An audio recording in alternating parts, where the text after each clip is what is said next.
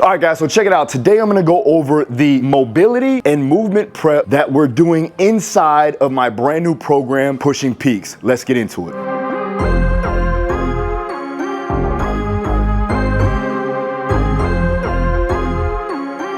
Pushing Peaks, what is it? It's a program that I put together for Timberland. Now, if you guys don't know, I've been working with Timbo for about 2.5 years, and we've made steady gains and progressions throughout the time that I've worked with him. But when we started, we had to first focus on getting his movement down pat, getting that movement quality, getting his proprioception, his balance, his core control, his ability to move in space. That was a prime focus for the first 6 to 8 months to even a year before I started to load and also do higher intensity training intervals to help with body composition. Before we go through all of that, we have to make sure that your movement is efficient. So this is what we're gonna do when you start off in your program. This is taken right from Pushing Peaks, so check it out. First thing that we're gonna do is what's called a 90-90 hip shift. And we're gonna do 2 sets of these, and you're gonna do 3 breaths. So inhale and an exhale on every position. So why we're doing this? One is to improve on your posture, and it also is going to enhance your gait or your movement or your running or walking, whatever have you, when you're trying to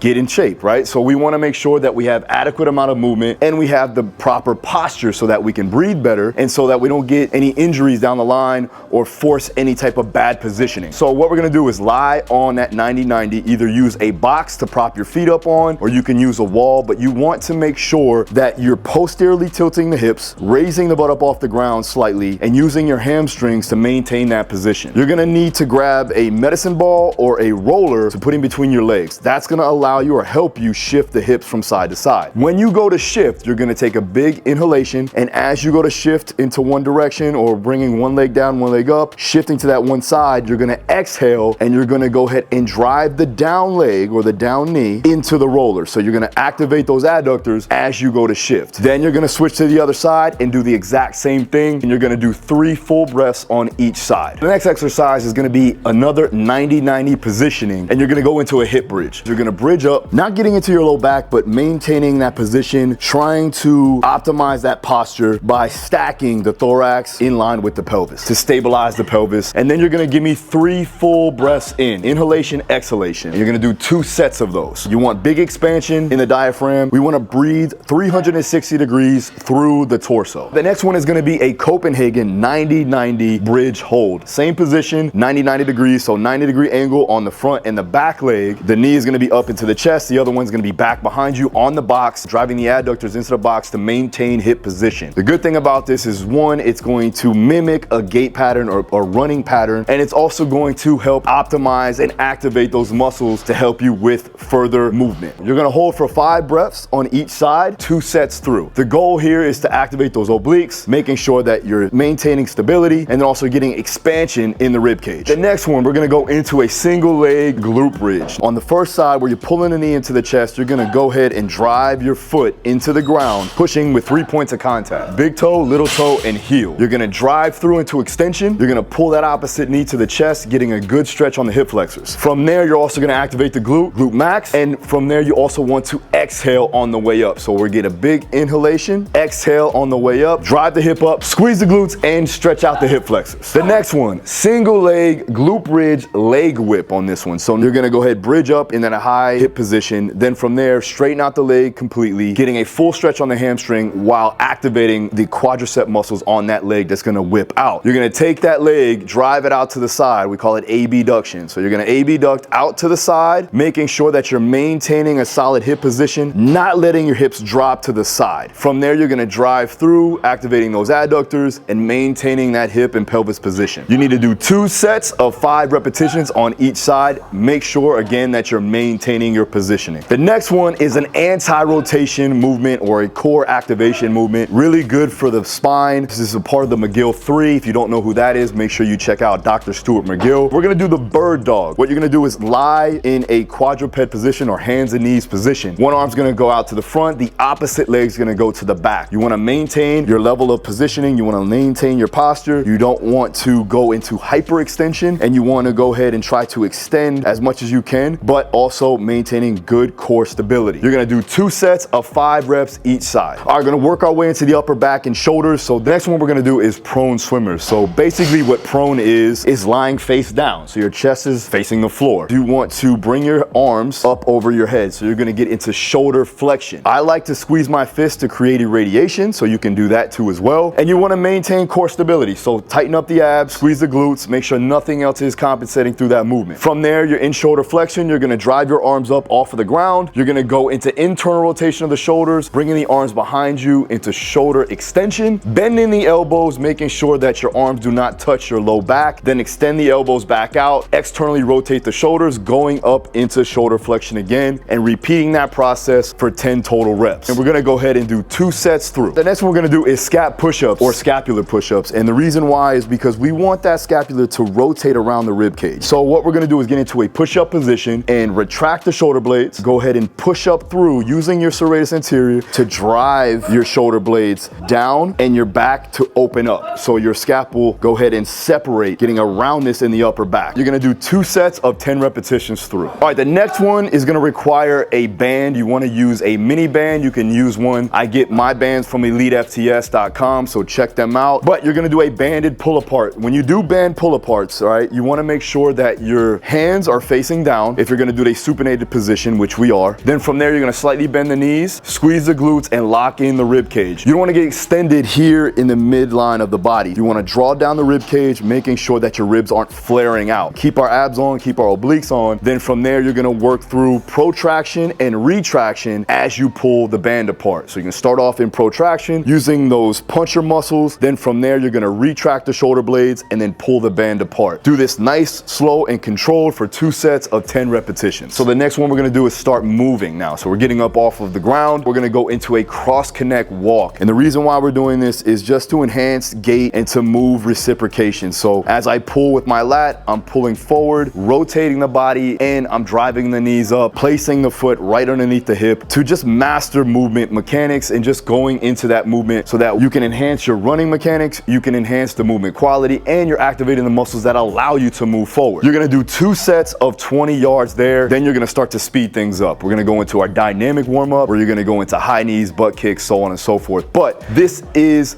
the start. Again, pushing peaks. We're gonna start off with our mobility, going into our basic movement prep, and then enhancing that, going faster dynamics, and then right into the actual workout itself. There it is. If you wanna check out Pushing Peaks, my brand new program to get you in shape and improve on your function, check it out. Link is down below. Plus, I'm giving away $5,000 for the Transformation Challenge. So you use Pushing Peaks not only to push past your limitations, but get some money in your pocket, all right? Let's transform your mind. Let's transform your body, and I'll see you again next time. Peace.